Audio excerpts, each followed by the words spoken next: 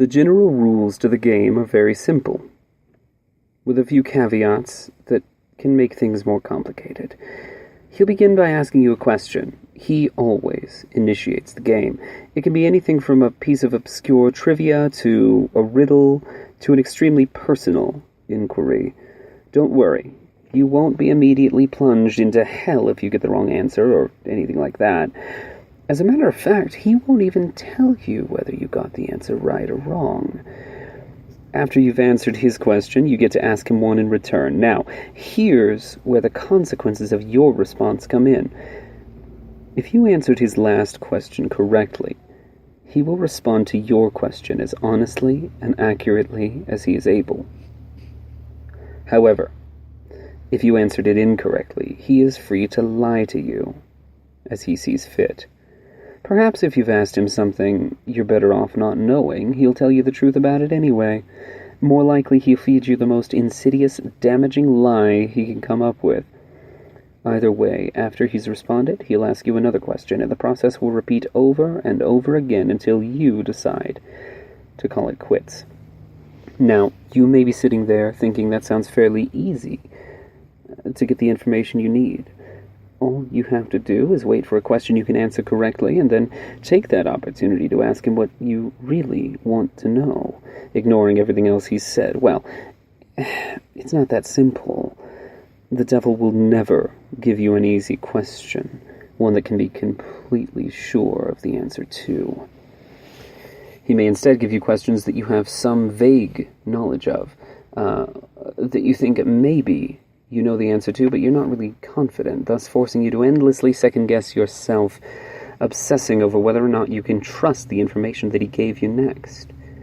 Perhaps you'll think that what he said was a lie, wish it was a lie, but be eternally consumed by doubt, unable to fully convince yourself that you were wrong. Or perhaps you'll have to make a huge choice based on the information that he gave you and be tormented by fear and indecisiveness as you realize that your fate, and perhaps as those of others as well, rests entirely upon whether or not you were able to correctly recall some arcane piece of trivia that you don't even remember now. You'll never remember the exact questions the devil asked you, by the way. That would make it too easy for you to go back and check on your responses. Or maybe, instead of testing your knowledge, he'll ask you something personal, something you even lie to about yourself. You'll answer back to him, thinking you've gotten the question correct. No, I don't resent my sister. Yes, I would turn the money into the police. But he'll know better. He'll know better than you do that you're lying, and he'll lie to you in return. And you'll believe him. You'll believe him until you are no longer able to deceive yourself, and then it might be too late.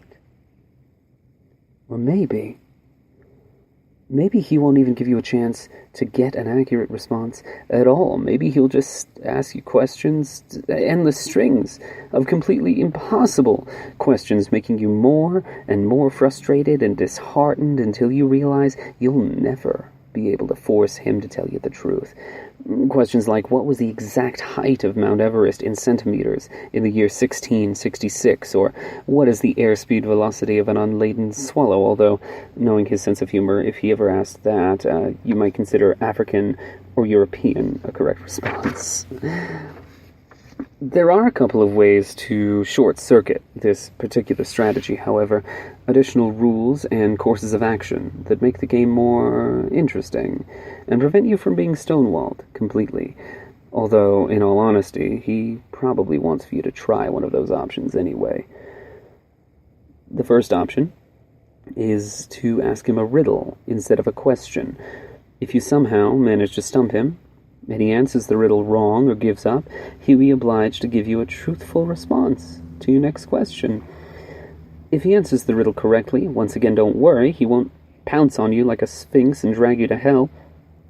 What will happen is that he will get a pass, allowing him to lie in response to one question he would otherwise be obligated to answer truthfully.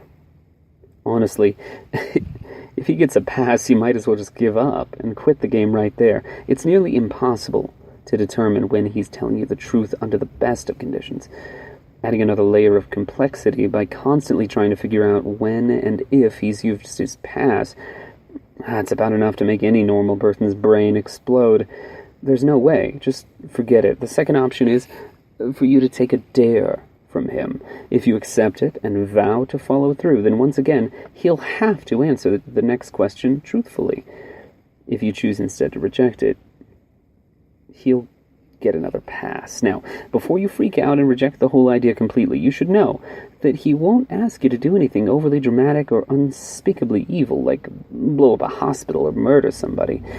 As a rule of thumb, most dares don't involve direct loss of life or any major felonies. However, they certainly won't be easy. Inflicting severe pain on yourself, doing something that terrifies the shit out of you, cutting off a treasured relationship, publicly humiliating yourself or someone you love, all these things and more, things you might not even be able to imagine, are completely on the table. If you're willing to go that far, to put yourself in that kind of position, you'll get your answer. However, if he manages to come up with the one thing you know you simply can't or won't do, well, once again, you might as well just quit. Oh, one last thing.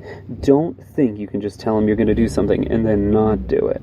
If you accept a dare and then don't follow through with it, well, let's just say there will be consequences. Just suck it up and keep your promise no matter what it was. Trust me, you're better off that way. Finally, when you've either gotten the information you wanted or given up on it completely, you may end the ritual by simply thanking the devil for accepting your request, bowing politely at the waist, and bidding him farewell. The surface of the mirror will seem to swim and flicker for a moment, and then you will be looking at your own reflection again. Only when you are absolutely certain that you're looking into your own two eyes again, may you turn away from the mirror, flick the lights back on, and begin dismantling your protections. Now, and this is important, even if you haven't gotten the information you wanted, you must end the ritual in this manner before 66 minutes have elapsed. Well, I suppose technically you have 66 minutes and 6 seconds. Subtle, right? But if you're seriously going to try to cut it that close without any kind of timekeeping device, you're probably screwed anyway. I can't emphasize enough how important it is that you keep the time limit. I'll save the reason behind that for the end, but don't skip to the end. I've got a few important tips on how to play. Number 1, be very careful what sort of personal information you give out. Try not to talk about yourself, especially your emotions or your problems, more than is absolutely necessary. This guy knows human psychology like the back of his hand, and he will get inside your head. It's like talking to Hannibal Lecter, right? Give him enough to work with. Even if you don't believe a single word he says, he will still find ways to screw with your mind like nobody's business. If anything he asks makes you even remotely uncomfortable, do not hesitate to lie through your teeth. There will be plenty of other questions. On a similar note, try to keep the game on track and moving briskly. This is number 2. Unstructured interactions of any kind are to be avoided.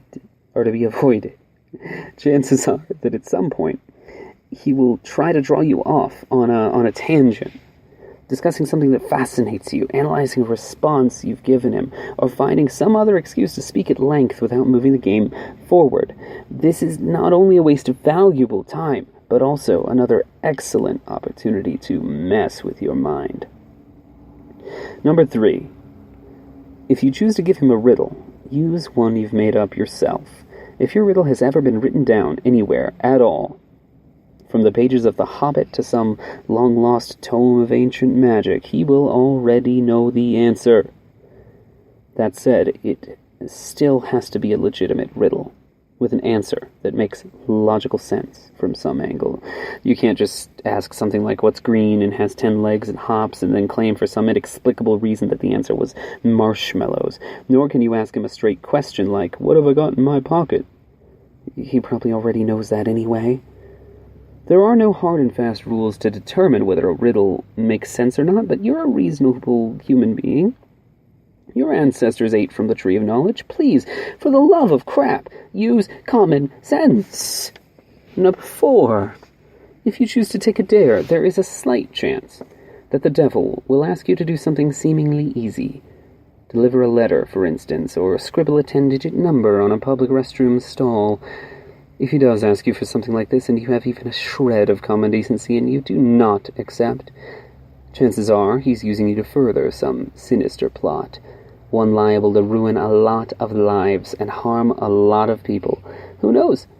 Maybe you're the type of person who really doesn't mind throwing an unknown number of total strangers under a bus to find out what you want to know, but at least be aware that that is what you're doing. Last but not least, be very aware of the time. It might be helpful to do some practicing beforehand to get a feel of how long an hour is without a watch. The devil will probably put off discussing the things you're most keen to find out for as long as he can, and if you near the 66-minute deadline, he'll start trying harder and harder to distract you, captivate you, and otherwise keep you playing until it's too late. He'll string you along, feed you little glimmers of false hope, keep you thinking, oh, just a few more minutes, I'm almost there. Don't fall for it.